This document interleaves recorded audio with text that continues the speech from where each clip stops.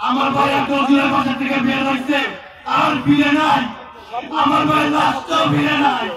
টিভির পর্দায় এসে সেই নাটক করত, ঘরে গিয়ে ঠান্ডা মাথায় মানুষজনকে গুণ খুন এই আদেশগুলা সে ঘরে বসে দিত। যতই তারা মিথ্যা প্রচারণা করুক, যতই তারা মিথ্যার যুদ্ধ চাপিয়ে দিক, সত্যের প্রকৃত বাস্তবতা তুলে ধরে আমরা বাংলাদেশের মাথা দুনিয়ার বুকে উন্মোচন করতে পারব। ভবিষ্যতে কোন ধরনের কোন আইন ভেতরে বাইরে কোথাও আমরা দেখতে চাই না।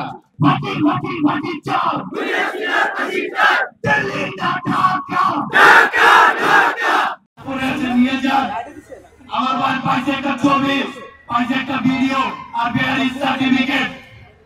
আমার ভাই একজনের বাসা থেকে বের হইছে আর ফিরে নাই। আমার ভাই লাশটাও ফিরে নাই। কি বলবো বলে? দেখেন, আপনারা দেখেন, আফ্রিকার রক্ত চুষাকে এই বাংলার মাটিতে নিয়ে আসেন আর ওকে ফাঁসি দেন। আপনাদের কাছে আমার একটাই যাবে, আর ওর সাথে যারা যারা ছিল তাদের সবার ফাঁসি চাই। নাটকের চোখের পানি দেখতে হতো, চেষ্টা করত উনি বাংলাদেশের মানুষকে নরম করা। তবে আমরা এই নাটক অনেকবার দেখেছি, চিনে ফেলেছি তাকে। বাস্তবতা হচ্ছে টিভির পর্দায় এসে সেই নাটক করত, ঘরে গিয়ে ঠান্ডা মাথায় মানুষজনকে গুণ খুন এই আদেশগুলা সে ঘরে বসে দিত। আপনারা আজকে এখানে এসেছেন কারণ আপনারা জানতে চান যে আগামীর বাংলাদেশ কিরকম হবে। আগামীর বাংলাদেশে আমরা যা দেখতে পাচ্ছি, সামনে কিছু বিপদ আছে। আমাদের পাশের দেশ আপনারা দেখেছেন, বারবার করে বলে অবৈধভাবে কিছু বাংলাদেশিরা ভারতে ঢুকে পড়েছে, তাদেরকে ভারত থেকে বের করে দিতে হবে। ক্ষমা করে দিবেন, তবে আমি তাদের সাথে একমত। অবৈধভাবে আওয়ামী লীগের নেতারা বর্তমানে ভারতে আছে, তাদেরকে তাড়াতাড়ি বের করে দিলেই ভালো। আমরাও চাই তারা বাংলাদেশে ফিরে আসুক। তাদেরকে কাঠগড়ায় না দাঁড়ানো পর্যন্ত আমার বাবার আত্মা শান্তি পাবে না। বাংলাদেশকে সেইভাবে রক্ষা।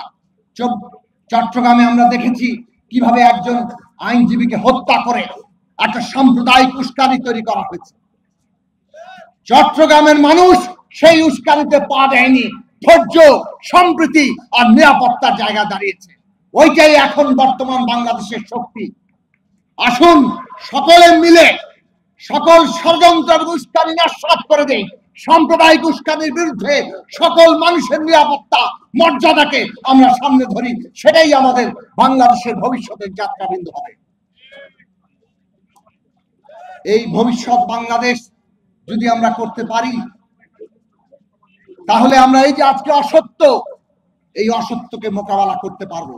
যতই তারা মিথ্যা প্রচারণা করুক, যতই তারা মিথ্যার যুদ্ধ চাপিয়ে দিক, সত্যের প্রকৃত বাস্তবতা তুলে ধরে আমরা বাংলাদেশের মাথা দুনিয়ার বুকে উন্মোচন করতে পারবো। আজকের দিনে 10 তারিখে আন্তর্জাতিক মানবাধিকার দিবসে ওইটাই হচ্ছে সবচেয়ে বড় জায়গা, যে অসত্যের বিরুদ্ধে আমরা সত্য নিয়ে দাঁড়াবো। আমরা সাম্প্রদায়িক উস্কানির বিরুদ্ধে সম্প্রীতি এবং আমাদের সকল নাগরিকের নিরাপত্তা নিয়ে দাঁড়াবো। আমরা ফ্যাসিবাদের বিরুদ্ধে গণতন্ত্র নিয়ে দাঁড়াবো এবং তার মধ্য দিয়েই এই দেশের সার্বভৌমত্ব রক্ষা করে বাংলাদেশকে এগিয়ে নিয়ে যাব। ওই প্রশ্নে আমরা বাংলাদেশের মানুষের ঐক্য তৈরি করতে চাই, যে ঐক্য এই দেশের একটা রাষ্ট্র ব্যবস্থা তৈরি হবে যার প্রত্যেকেই তার অংশীদার মনে করবে। সমস্ত অপরাধীদের বিচার হবে, কিন্তু বাংলাদেশের মানুষ যাতে একই রাজনৈতিক ব্যবস্থায় তার অংশীদার মনে করতে পারে। মনে রাখবেন, সেইটাই বাংলাদেশের উন্নতির, বাংলাদেশের সার্বভৌমত্বের গ্যারান্টি। ফ্যাসিবাদীরা যে বিভাজনের পথ নিয়েছে, আমরা সেই বিভাজনের পথে পা দেব না। সরকারকে বলতে চাই, আয়না ঘরের অনেক গল্প শুনেছি, কিন্তু 4 মাস পার হয়েছে, আয়না ঘরের উপরে এখনো কোনো শ্বেতপত্র প্রকাশ করা হয় নাই। আয়না ঘর নিয়ে শ্বেতপত্র প্রকাশ করবেন, ভবিষ্যতে কোন ধরনের কোন আয়না ঘর ভেতরে বাইরে কোথাও আমরা দেখতে চাই না। শেষ কথা আমি যেটা বলবো সেটা হচ্ছে, আজকে বাংলাদেশে গত 16 বছরে কোন রাজনৈতিক সরকার দেশ চালায়নি। ভারতের স্বার্থে, ওদের অর্থনৈতিক, রাজনৈতিক, সামরিক, সাংস্কৃতিক, অর্থনৈতিক স্বার্থে বাংলাদেশে একটা সরকার ছিল, যে সরকার বাংলাদেশকে একটা ক্লায়েন্ট স্টেটে, দাসানুগ রাষ্ট্রে পরিণত করেছিল। এবং গতকাল ভারতীয় পররাষ্ট্র সচিব তিনি এসছেন, আমরা পরিষ্কার করে বলতে চাই, অন্তর্বর্তী সরকার থেকে এদেশের জনগণের পক্ষে যে কথা বলা দরকার, 2024-এর গণঅভ্যুত্থানের মধ্য দিয়ে যে স্বাধীন জাতি রাষ্ট্রের অভ্যুত্থান হয়েছে, আমাদের যে রেজারেকশন হয়েছে, পুনরুত্থান হয়েছে, এই কথাটা বলা দরকার। আমরা সমতা, ন্যায্যতা, সমঅংশীদারিত্বের ভিত্তিতে ভারতের সাথে দ্বিপাক্ষিক সমস্যার সমাধান করতে চাই, কিন্তু কোন ধরনের দাদাগিরি, কোন ধরনের তাবেদার তারা যেভাবে করেছেন বাংলাদেশের মানুষ, এটাকে আমরা বরদাস্ত করব না। 4 ডিসেম্বর আমরা বার্তা দিয়েছি, আদর্শের প্রশ্নে, রাজনীতির প্রশ্নে দলগুলোর মধ্যে ভিন্নতা আছে, কিন্তু স্বাধীনতা, সার্বভৌমত্ব, আমার জাতীয় স্বার্থ, জাতীয় নিরাপত্তার প্রশ্নে সকল রাজনৈতিক দল, জনগণের সকল অংশ আমরা ঐক্যবদ্ধ। আমরা ফলে গণঅভ্যুত্থানের সাফল্যকে ধরে রাখার জন্য এই ঐক্যকে চোখের মনির মতন করে আমরা রক্ষা করব এবং একটা গণতান্ত্রিক সমাজে, অন্তর্ভুক্তিমূলক সমাজে, বৈষম্যহীন রাষ্ট্র সমাজের মধ্যে আগামীতে আলাপ আলোচনা করে নতুন সমঝোতা, নতুন বন্দোবস্ত, নতুন বোঝাপড়ার মধ্য দিয়ে বাংলাদেশ সেই পথে হাঁটবে। সেটি হচ্ছে এই বাংলাদেশে বিগত 16 বছরে এই যে গুমগুলো হয়েছে, এই যে খুনগুলো হয়েছে, এই যে হত্যাগুলো হয়েছে, এই যে জুলুমগুলো হয়েছে, এই যে গণপ্রজাতন্ত্রী বাংলাদেশ, গণতন্ত্রের বাংলাদেশকে গণজুলুমতন্ত্রের বাংলাদেশে পরিণত করা হয়েছে, সেই বাংলাদেশকে আবার যদি কেউ ওই পুরনো কায়দায় ফিরিয়ে নিতে চায়, আমরা আর তাদেরকে সেই সুযোগ দিব না। আমরা কি সেই সুযোগ দিব? আমরা কি সেই সুযোগ দিব? আমরা কি কফিসের অভ্যুত্থানের সেই স্পিরিটকে ধারণ করি? আমরা কি সেই কোথায় গলা মিলাতে পারি?